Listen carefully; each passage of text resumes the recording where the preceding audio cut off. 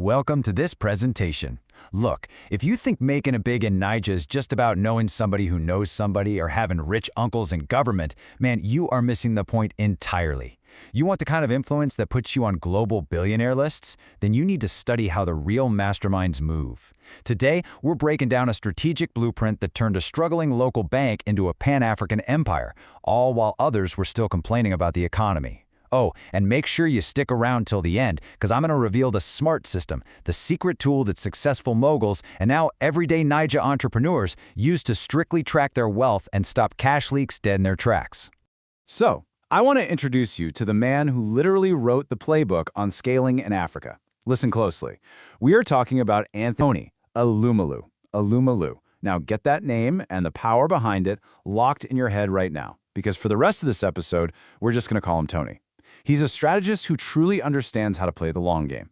Whether you're selling goods in Onitsha market or sitting in a high-rise boardroom in Abuja, the moves he made, those are the exact moves you need to study to level up your own business.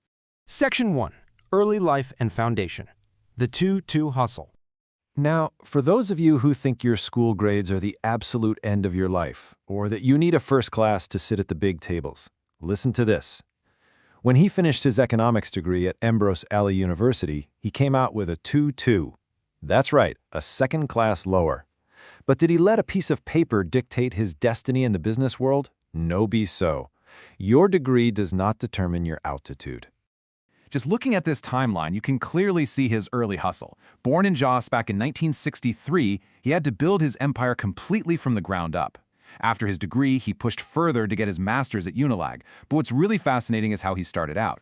He began his career from the absolute bottom as a hungry copier salesman. Imagine that, walking the streets trying to convince offices to buy photocopier machines. He did his NYC at Union Bank in 1985, and you know, that is exactly where he started learning the financial ropes. He observed how money moves, how it's tracked, and how banks really operate from the inside out. Section 2. The Business Grind. Turnarounds and Takeovers. Starting in 1997, he made moves that absolutely shook the sector. And remember, you don't execute these massive, multi-million naira takeovers without knowing exactly where every single kobo is going. He led investors to take over a dying institution called Crystal Bank. While everyone else saw a sinking ship, he completely rebranded it to Standard Trust Bank and turned it highly profitable in just a few short years. He literally found gold in what others threw away.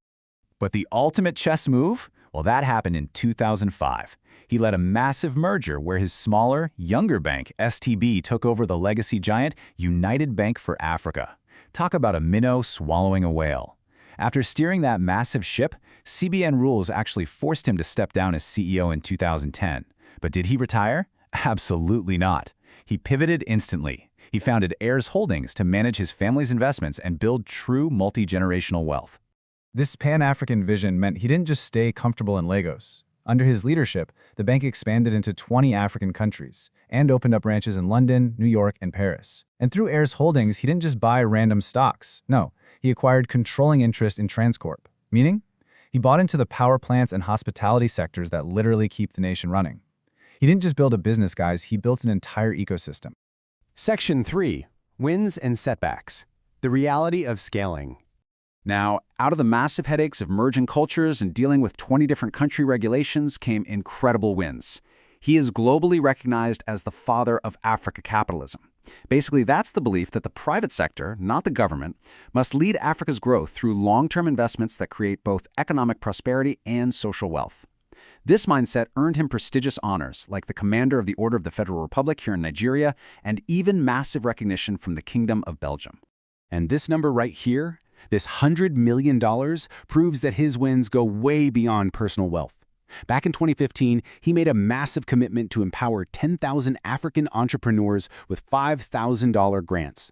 He put his own money on the line to back the next generation of hustlers, proving for sure that true power is all about lifting others up as you climb.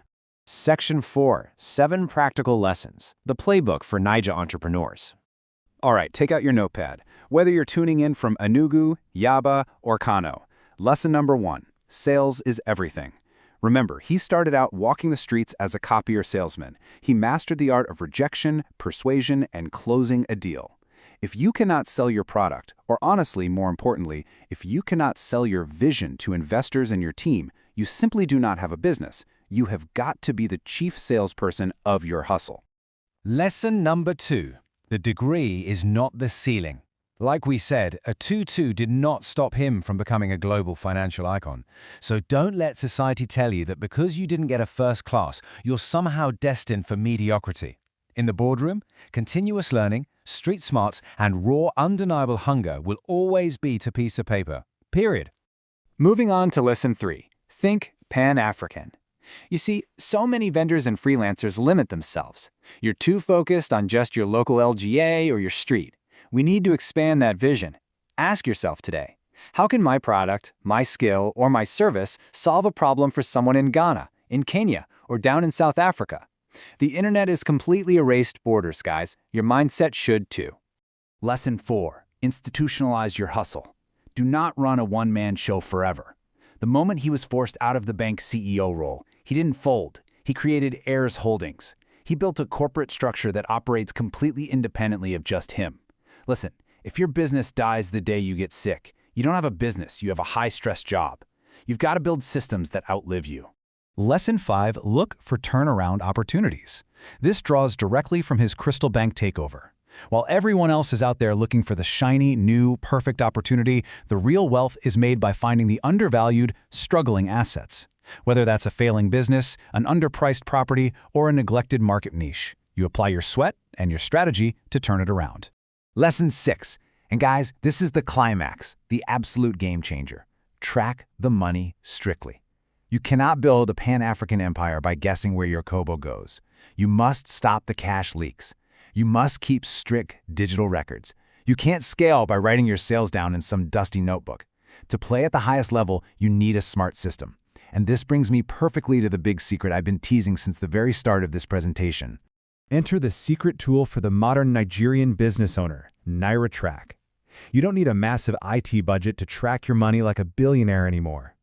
NairaTrack is the indispensable, mobile-first platform that lets you seamlessly track payments and look incredibly professional.